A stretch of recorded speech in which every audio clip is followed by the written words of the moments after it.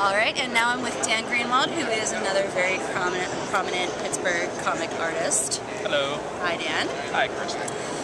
Are you ready? I'm ready. Let's do it. Are you sure? Let's let the healing begin. Okay. I will bring you to Jesus. This is basically a come to Jesus meeting. All right. Okay. So I'm going to start with sort of something that's a little easy. Okay. The stereotype of a geek is very fashion challenged. What is really behind that? Do they not realize if they just maybe slapped on a blazer that things would be a little easier for them? Are they not actually trying to attract chicks? I think that's just not where the focus is. There's only so much capacity that geeks have to focus on, you know, it's like, I've got my comics, I got my Star Wars, I got my Doctor Who, I don't have time to go to the Gap. You know, it's just not the focus. Don't go to the Gap. I'm just using an example. You know, I prefer a nice trip to Gabriel Brothers or, you know, Marshalls. You know, you can find some really nice things there. But yeah. In all seriousness, yeah, go out, buy a cheap blazer. You know, throw on a pair of khakis once in a while. You know.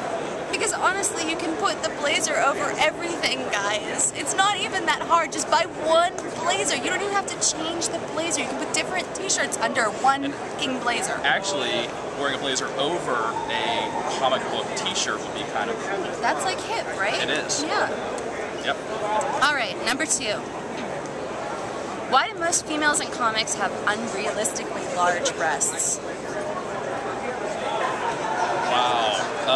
How much time do we have? That's just the stereotypical male fantasy. It's just, I mean, I used to be into it back in the day. You know, I was like, oh yes, these chicks are so hot.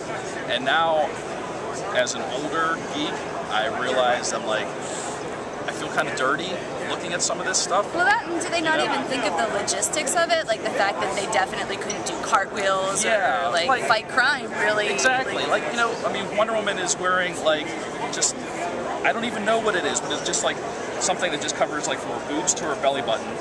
And yeah, if she was like beating up bad guys or boobs are popping out, I mean, these things move around. It's not sound with the physics of actually like fighting crime. Yeah, and I mean, and really, wouldn't like maybe Black Canary, is she really gonna be wearing fishnets or is she gonna be wearing Spanx? Not much protection either way. Yeah, but realistically, you know, the tights don't, you know, they reveal everything. Right. You know. And guys don't care about that because guys don't care. Yep. So, let's see. We got number 1, number 2. Number 3, do you think there's a certain misogyny in comics overall? Do you think that there's something in this that is alienating to girls that maybe keeps girls away or makes them feel alienated from it? Look around.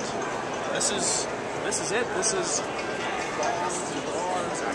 G-strings, and I mean, half the art here, half the pinup art here is, you know, Harley Quinn in a garter belt, and because to me it's always seemed like it's definitely an on purpose thing. Like I don't know if it's a fear of women or a putting women on the pedestal thing, but it's just sort of like meant to keep out most women. I think yes, exactly.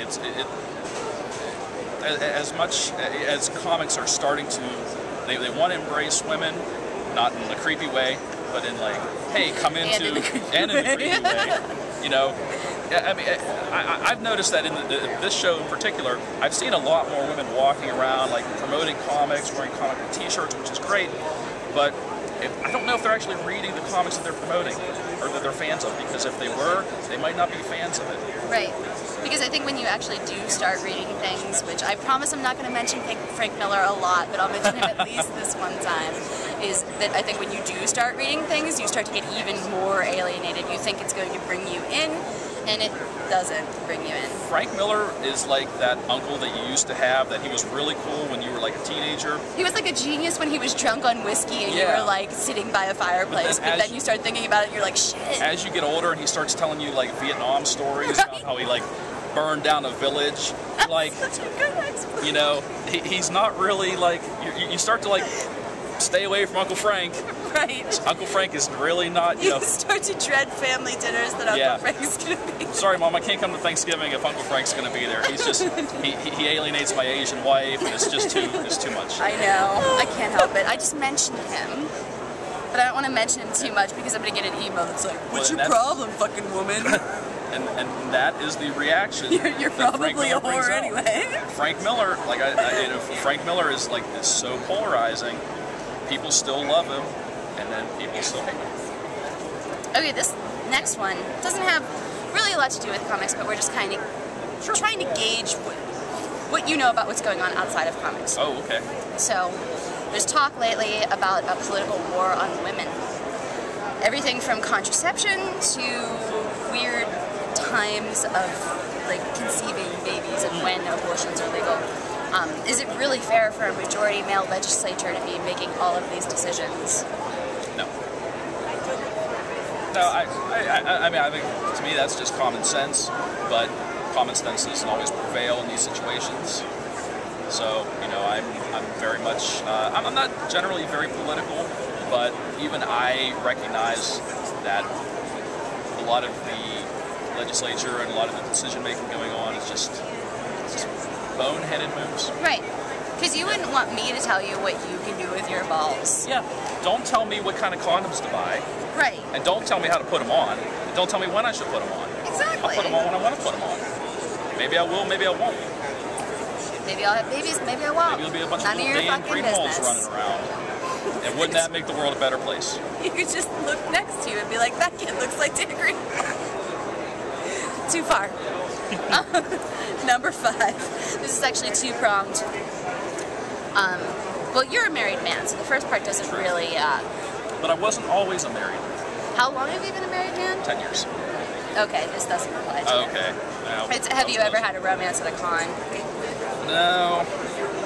Not for lack of trying. That's what that kind of leads into the second part of the question, Okay. is that don't you think this is kind of a scary environment for women? Because I think being here, and as I've realized over the time that I've been here, is that you want to feel accepted and you want to feel like you're the same as everyone else and that you're being looked at for your talent, but that's never, ever, ever going to be the way it is, especially after hours. I think it's a little bit of a weird dynamic. Not only that, but yeah, especially like, you know, after hours, you know, geeks have been sitting at their tables all day, or they've been walking around all day. They've been looking at like slave Leias, you know, skin-clad Batgirls, Harley Quinns, you know, just general chicks with their butts hanging out, getting them all revved up. You know, and they get alcohol in them, and it gets weird.